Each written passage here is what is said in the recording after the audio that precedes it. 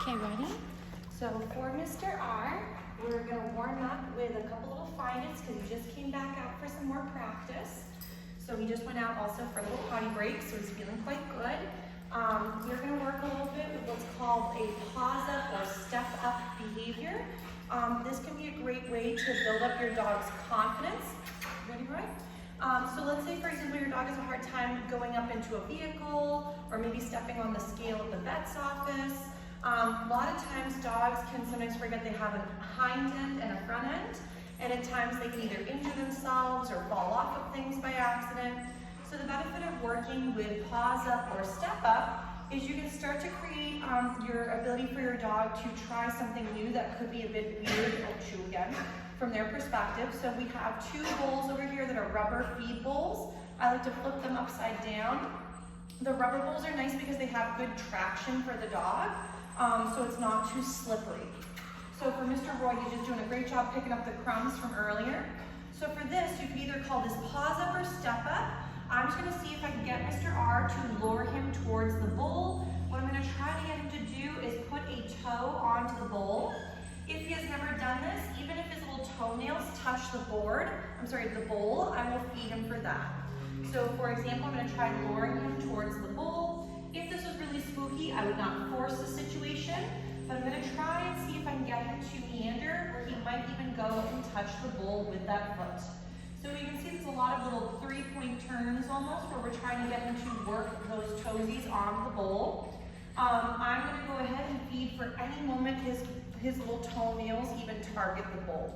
So I know this seems kind of weird in the beginning because he doesn't quite know what we're doing. But view this as a great way to get your dog comfortable trying something new that could be awkward from his perspective, like maybe a bridge or a feeling of touching something that could be new. Right there, yes. And what I'm waiting for him to do is hopefully put his foot right on the bowl. So close, yes. I'm feeding for all these approximations, yes, because I want him to think there's still value in attempting the behavior. If I didn't feed him for any attempt, he might think that any of his good tries didn't matter, and then maybe decide that it's just too much work for the effort and too hard and give up completely. So again, what I'm trying to get Mr. R to do is, as he's attempting to put a foot on there, yes, I'm going to feed. I know it's not the most beautiful angle right now. We're just getting a sideways foot on the bowl, but eventually what we're trying to do is get him to put both front feet onto the bowl as he's getting more fluid. So very close. So you can see that Mr. R is not necessarily the biggest fan of the flat bowls. I'm going to actually go and grab a flat target, and we're going to try this again with a flat target to start, and then transition it onto the bowl. But I want to see if I could try one more time, getting him to sort of target the bowl a little bit.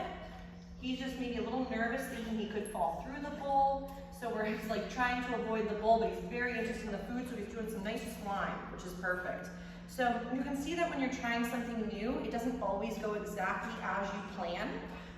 This is not your dog trying to be bad or disobedient again. This is him being very confused, maybe the setup or what we're trying to work. So remember, things that are new for you are also things that take time and practice and repetitions to master. So I'm going to go ahead and grab one of those flat mats, and we'll do another little video where we'll continue from where we started. But we're going to use a flat target to get him to become more comfortable putting his toes up onto an item. Yes, nice work.